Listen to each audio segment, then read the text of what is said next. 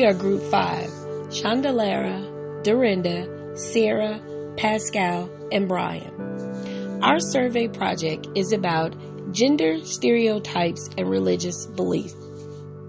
In our literary review, we have information from a French study that surveyed about 1,861 heterosexual students.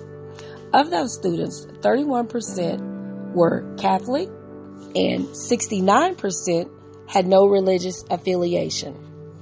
We found out that those who had a higher religious affiliation had a negative attitude towards non-traditional gender students. We also found out that women were more in favor of same-sex parenting than those of men.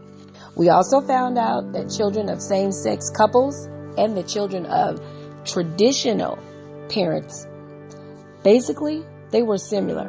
But the same-sex couples, they faced more discriminatory laws than those of traditional couples. The more important religion was in the lives of non-traditional students, the more they had suicidal tendencies.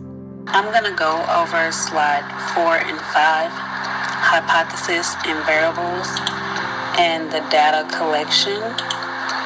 During our research stage, a survey from France was found on our independent variable about religion affiliation. This survey was then discussed among our group along with other data that was found, and that's how we came up with our hypothesis. Our hypothesis was that non-atheists would tend to support more traditional gender stereotypes when raising children than atheists. Our dependent variables were the attitudes towards people who raise children and identify as non-traditional genders. Our data collection was done by a survey that was given to a class of 49 students. Those students were asked if they believe that only traditional genders should be allowed to raise children. Without unlimited money and time, our only options were to use available subjects, also known as convenient sampling. So our group used a bivariate table to calculate percentages of non-atheist groups, such as Buddhism, Christianity, Judaism, non-denominational and other non-religious groups, and atheists.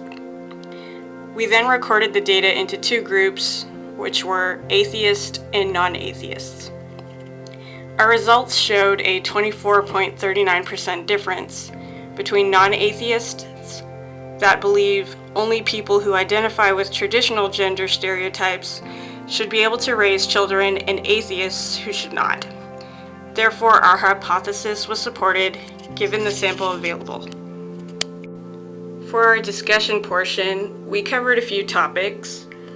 One being, religions have a strong effect on adherents and their beliefs about gender identity. We also discussed that many religions have a strong focus on opposition to same-sex parenting and artificial contraception. Many religions do not teach about intersex people who have non-traditional XX or XY combinations, and we also discussed current research shows similar outcomes between same-sex parenting and traditional parenting. We believe that a quick yet inexpensive way of improving future research would be to involve a follow-up questionnaire after the survey. By doing so, we think that the validity as well as reliability of our survey may be enhanced, strengthening the results of the research. Another way that we believe validity and reliability could be enhanced would be by conducting face-to-face interviews or by creating a small focus group in order to incorporate more data into the research. Although more time and funding would be required to apply this method, it could capture a wider array of information. Based on the data collected from the class, we found that our data is supported by a similar study done in France. Our results support our hypothesis that non-atheists tend to support traditional gender stereotypes. The data collected shows that atheists support those who identify as non-traditional genders, as well as those who choose to parent as a non-traditional man and woman stereotype. Although religion has seemed to evolve due to society's point of view, it is still the best predictor of people's perception towards non-traditional gender stereotypes. With more research, societal equality can be enhanced by helping build support for evidence-based policies. More research will help reduce inequality.